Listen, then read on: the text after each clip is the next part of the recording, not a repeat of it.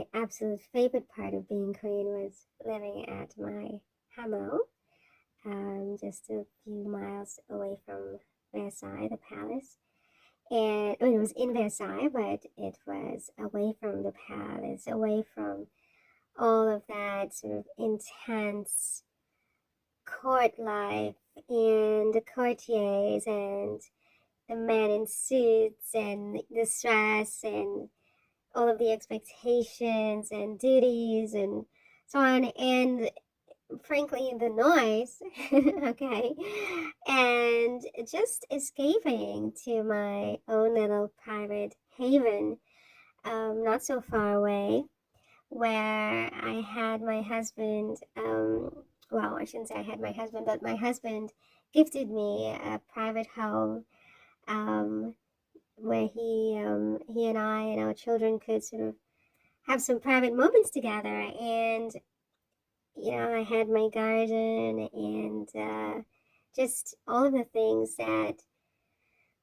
were important to me, that meant something to me, that were closer, that were, how should I say, that were more closely aligned with who I was as a human being, at least the way I saw myself. I understand that a lot of people see me differently, and it's impossible for them to think of me even as a person. I'm not a person to many people. I am a thing. I am a symbol. I am a caricature. I am I am an it. It was its fault that everything was wrong with my life. And that was my sense is that's how people viewed me, not so much as a person who, like them, experienced all of these human emotions despite the position I found myself in, the position of wealth, the position of privilege, um, etc. I mean, and some spoke often of my physical beauty and so on and so forth. And certainly all of those things were very much a part of my public identity, my sort of my surface. These were my surface characteristics. My privilege, my rank in society, and so on and so forth. These were all very much surface characteristics. They had so little to do with who I really am as a human being. And at my core, I always loved nature and to be with nature, to be close to nature, to be around flowers, for example, and birds. I really loved peacocks. I mean, they're my favorite birds by far. And you can see a lot of peacocks in the motifs that I chose for my decor. We talked about my taste in decor the other day. And so my favorite, your question was what is my favorite, or was anyway, my favorite part of being Marie Antoinette, Queen of France, and the mistress of, when I say mistress in quotes, of Versailles. And really, it was getting away from Versailles.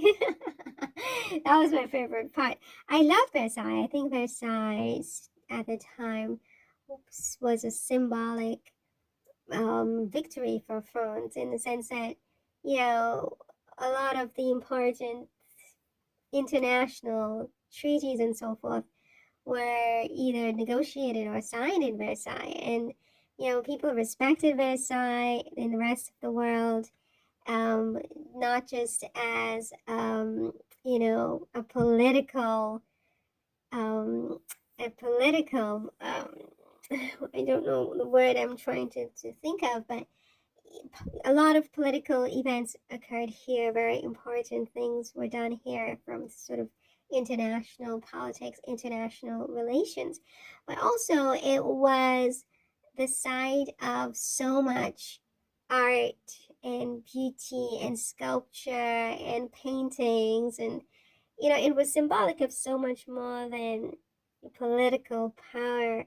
There was also the soft power. There was a hard power and there was a soft power that Versailles represented to the world, and to some extent, I think it still does. And so I don't want to diminish that in any way, but I would be dishonest if I did not admit that it wasn't being at Versailles and living at Versailles had nothing to do with me and who I am at my core. I mean, at 14, I arrived from my home in Austria. Versailles was already there. I mean, it is true that I became sort of a symbol of Versailles and a symbol of everything that was wrong in French society at the time, which is why they chopped my head off. But in fact, I was as much a victim of this entire situation as anyone else. I mean, I did not invent Versailles. I did not create Versailles. I didn't even love being at Versailles. I really was so stressed out in this environment. I was so ill at ease in this environment. I just wanted nothing more than to have a tranquil, peaceful life away from the glare of the spotlight, away from being the center of attention, away from being everybody's focus and obsession. I mean, people focused on everything I did: my hands, my eyelashes, my lips, my the design of my clothes, the fabric, the how low it's cut, my words, my actions, everything was under a microscope constantly. And I don't know if you've ever been in this kind of situation, but for me, it was just like too much. Honestly, it was too much for any human being to be this much under the glare every single day. I didn't even have privacy in my own bedroom with my husband. I mean, how can anyone have thought that any of this was normal or healthy? For me, it just was so incredibly unbearable, so unhealthy, that eventually I said to my husband one night, I whispered to him that I was going to go mad. I was just going to just just go mad and end everything, end my life. I couldn't go on. I needed something more, something, well, more and less, in a sense that something more private, something less public, something where it was just us and we could get to know each other, and our children would have sort of the space to grow without everybody constantly being in the middle of our most intimate life. And this is how my husband, I think he saw my despair. I whispered in his ear. We had our secret code, our secret passage, our secret stairway that led to our secret place where we got away from all of them. And he promised me that he would find the funds to build me a home away from Versailles. And he did, which is why I love my husband and I will love him for eternity, because he always stood up for me. He always supported me. He always gave me what it was I needed. He understood me. We understood each other, in fact, on a level that I don't think that anybody ever really knew, because we had our own secret code, of communicating with each other so that only we could understand, because it was just too public how our lives were at the time. What did you like to do there, in fact, at your hamo in Versailles, Your Majesty, if you don't mind me asking? My goodness, I would just quite simply breathe. I would just quite simply breathe. And I know that that sounds almost melodramatic. I mean, of course I breathe. Everybody breathes unless they're dead, right? But when you're in that situation, you quickly would understand exactly what I meant by that. I mean, I could relax my garter belt and my my corset and so on, and I could just be, I could sit in the garden and reflect, and I You were never really alone, even at the Hamo. Is that correct? Well, yes, that is correct. I mean, I would always have staff, my ladies in waiting and so on and so forth, the governesses for my children and so on. So I was never alone, but certainly I had moments where it was just total peace, and I could really just exhale, at the Hamo, and I needed that. That was really very, very necessary for me to have that at the time. Other than breathing, I mean, what else did you do at the Hamo, your Marie? I mean, we did many things, as I said before to you. We had theatrical productions at the Trianon, and I had my ladies, and we take walks. We would sit in the garden together. There was, some gossiping and, harmless gossiping. Nothing like what went on at the palace where people were trying to destroy me with lies and starting innuendos and flat out lies against me. That wasn't existing. It was light banter between us girls about the boys and stuff, and we'd go for walks. I cooked a lot with my family, my two children. I mean, that was before Louis Joseph died. It was three, and then it was two. But we did many things. We played games. We just interacted in sort of a more close knit family way with my husband present most of the time, and it just was really amazing. I can't really think of another word for it. Do you miss those days at all? Do you feel like, um, the good old days? You're sort of in your current iteration, if you will. Do you ever sort of wish you had had more time? That's a good question. Do I wish I had had more time? Under the circumstances that were present at that time, if those were the same circumstances, then no, I do not wish I had had more time. I was glad to go and to meet my husband again and to be done with all. I felt like if I was dead, that everything that was wrong in front would be fixed and everybody would be happy.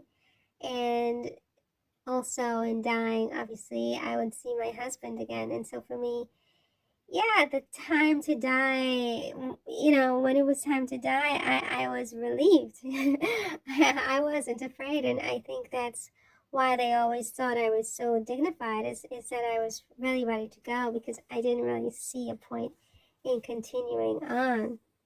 Certainly haven't forgotten about you, Your Majesty. It appears that they have not. In fact, I would say that on the contrary, they, you know, it's not that they haven't forgotten about you, it's that they keep remembering you to an extent that I feel like for the rest of time, you will be one of the main subjects of French history. Why do you think they have had such a tough time just forgetting about you, given that you were, it's like, okay, Hitler, they haven't forgotten about Hitler either. He was a pretty terrible man. But there were so many other characters in history who made great contributions to the world, etc., etc.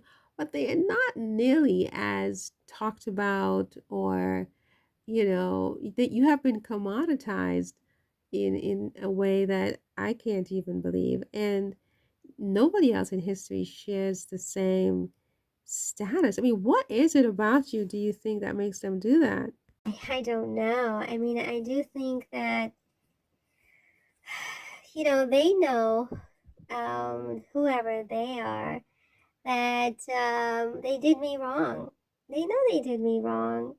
I did not deserve to be treated in this manner, to be tried for these most ridiculous and horrific things, including, abusing my child. I mean, unforgivable, really. And, chopping off my head because I had a few nice dresses, or, trying to fabricate and make up the trumped up charges just to justify putting me in prison in the first place and then chopping my head off in the second place. I think that people know that this was false. This was like done on a pretext. I had nothing to do with any of that. That was my husband who was the king, and they had killed him. So they should have been done, but they were not. And they came in and they killed me and many other people in a bloody reign of terror. But of all the people, I think my profile might have been the highest, obviously.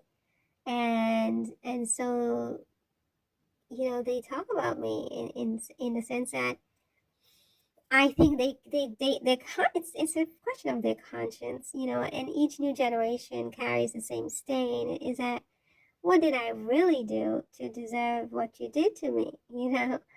But like I said, I don't hold any hard feelings against France. I love this country. It's just I would never want to be in the flesh again in France. I think I would have, you know, post traumatic stress disorder for the rest of time, and so I wouldn't want to repeat that. But